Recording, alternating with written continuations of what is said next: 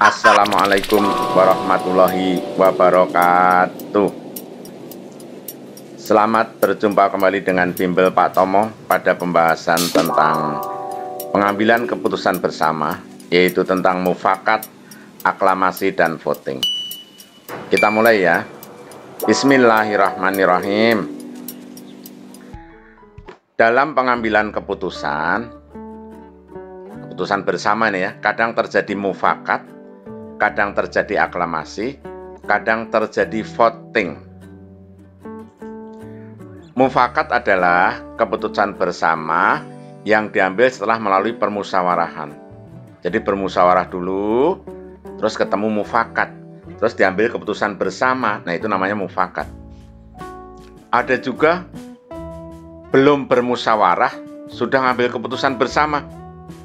Ya. Jadi belum bermusyawarah langsung keputusannya langsung ada bareng-bareng, tapi semuanya sepakat. Nah, itu namanya aklamasi.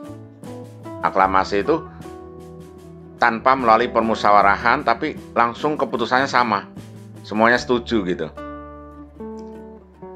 Berikutnya voting. Nah, voting itu keputusan bersama yang diambil melalui pemungutan suara. Melalui pemungutan suara ya. Nah, pemungutan suara ini bukan pemungutan suara ya. Sekarang contoh mufakat. Mufakat itu misalnya warga desa berdiskusi tentang pembangunan jembatan. Mereka berdiskusi, bermusyawarah untuk menentukan biaya yang diperlukan. Nah, itu namanya mufakat. Nanti terus disepakati, oh biayanya ini sekitar sekian ratus juta, nah disepakati. Itu namanya musyawarah mencapai mufakat. Mufakat adalah keputusan bersama yang diperoleh setelah melalui permusyawarahan. Nah, sekarang kalau aklamasi itu belum bermusyawarah udah ambil keputusan. Misalnya jembatan rusak, terus ditanya, gimana ini jembatan dibangun apa enggak? Dibangun, semuanya setuju. Nah, itu namanya aklamasi. Semua warga desa langsung setuju. Contoh voting.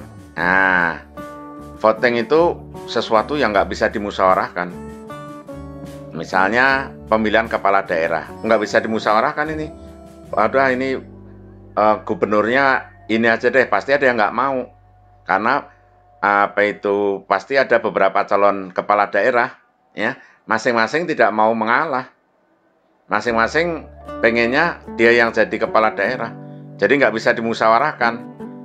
Maka pakai voting. Voting itu pemungutan suara atau pengambilan suara terbanyak.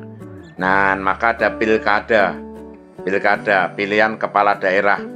Nanti dihitung siapa yang milih A, siapa yang milih B, siapa yang milih C. Yang dapat suara terbanyak jadi pemimpin, jadi kepala daerah maksudnya. Pemilihan presiden juga nggak bisa dimusyawarahkan, sampai pada berantem, sampai pada saling mengejek ya. Nggak bisa dimusyawarahkan, harus melalui voting. Karena tidak bisa dimusyawarahkan, nggak ada yang sepakat presidennya ini aja, terus yang lain setuju, nggak ada. Pasti ada yang ngotot pengen calonnya yang menang. Oleh karena itu perlu voting. Nah, pemilihan presiden dilakukan dengan cara voting, yaitu dengan cara pilpres. Ya, nanti dihitung suara pemilih, siapa yang memilih A, siapa yang memilih B, yang suaranya lebih banyak itu menjadi presiden. Nah, sebagai warga masyarakat, kita harus menghargai hasil keputusan bersama, baik secara musyawarah mufakat, aklamasi maupun voting. Kalau itu sudah keputusan bersama, kita harus menghargai. Ya, misalnya kita dulu milih presiden, pengennya misalnya Pak Prabowo. Ternyata yang menang Pak Jokowi, ya sudah, kita harus menghargai hasil keputusan itu, karena sudah diputuskan oleh lembaga pemilihan umum ya. Nah, demikian juga misalnya pemilihan RT.